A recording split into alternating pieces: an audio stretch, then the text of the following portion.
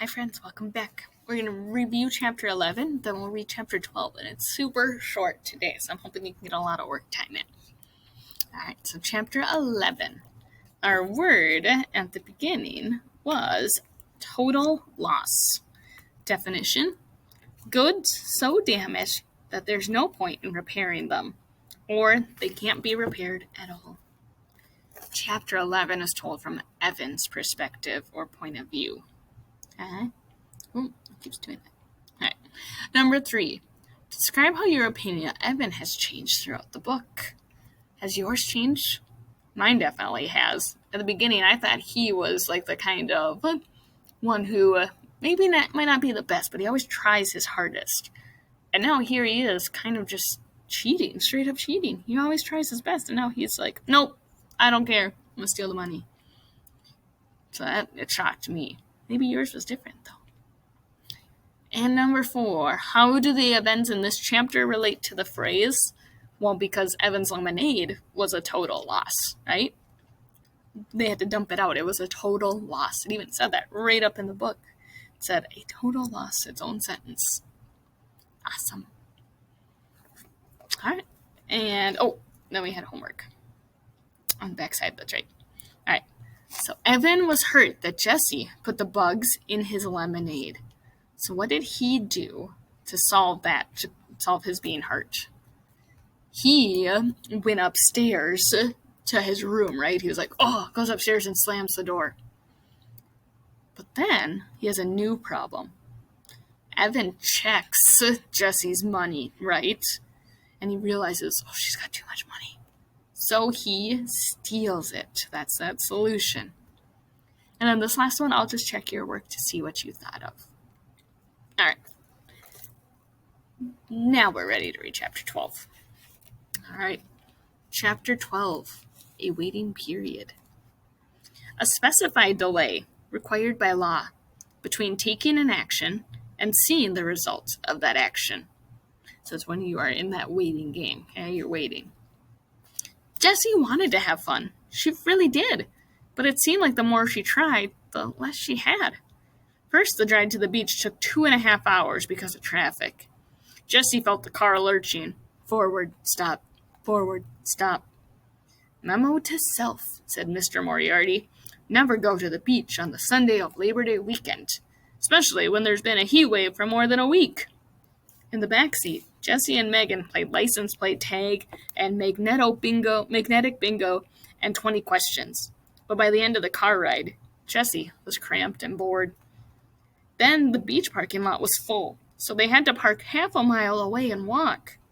Then the beach was so crowded that they could hardly find a spot for their blanket. Then Megan said the water was too cold and she just wanted to go in up to her ankles. She kept squealing and running backwards every time a gentle ripple of a wave came her way. What fun was that? Sure, the water was cold. It was the North Shore. It was supposed to be cold.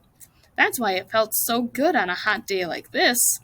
When Jessie and Evan went to the beach, they would boogie board and body surf and skimboard and throw a screaming scrunch ball back and forth the whole time. They loved to stay in the water until their lips turned blue and they couldn't stop shaking. Then they'd roast themselves like weenies on their towels until they were hot and sweating again. And then they'd go... Sorry, light turned off.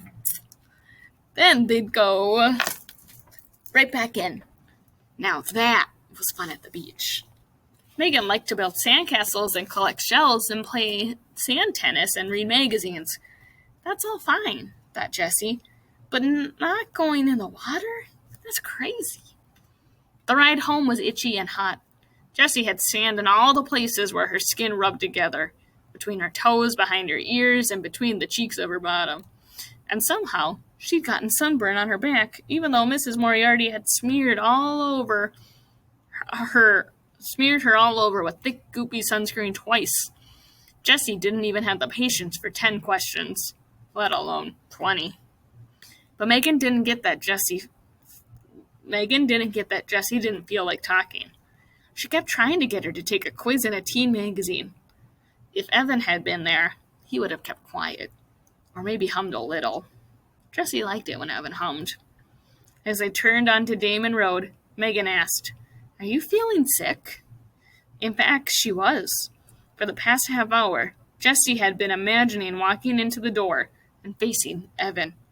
And she'd been feeling sicker and sicker with every mile that brought her closer to home. We're going to stop there for today. We got 2 chapters left to finish next week. So let's take a look at our chapter 12.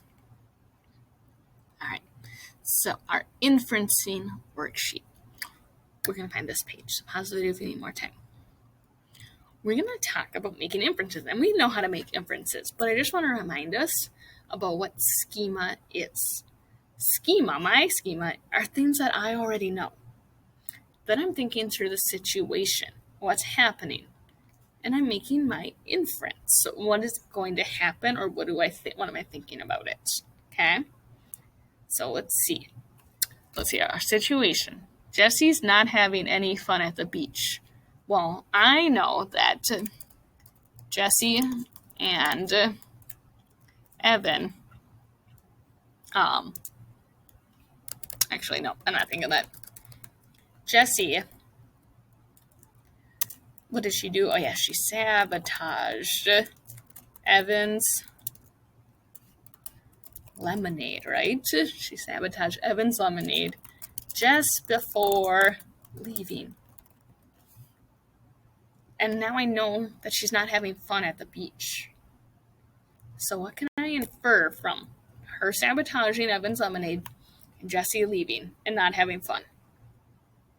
Well, I infer Jessie feels guilty because she is not having fun. She's not having fun. And she knows in the back of her head she's thinking about Evan's lemonade. So now what about this one? Now Jessie kept thinking about Evan at the beach. I know that Jessie misses Evan. And she keeps thinking about him. So my inference is Jessie wishes Evan could be at the beach also, because she keeps thinking about him and she misses him. Then, the next situation. Jessie started feeling sick right before she got home. Well, my schema is I know that Jessie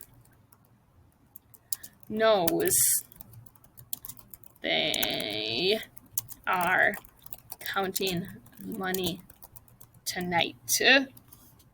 And Jessie started to feel sick, right?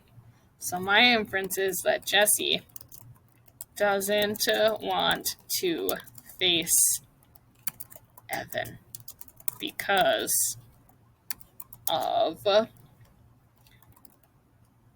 the countdown.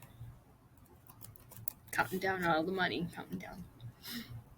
Oh, man. It's getting good now. It's heating up. So your homework over the weekend is to answer 1, 2, 3, 4 questions. Not too bad. Okay?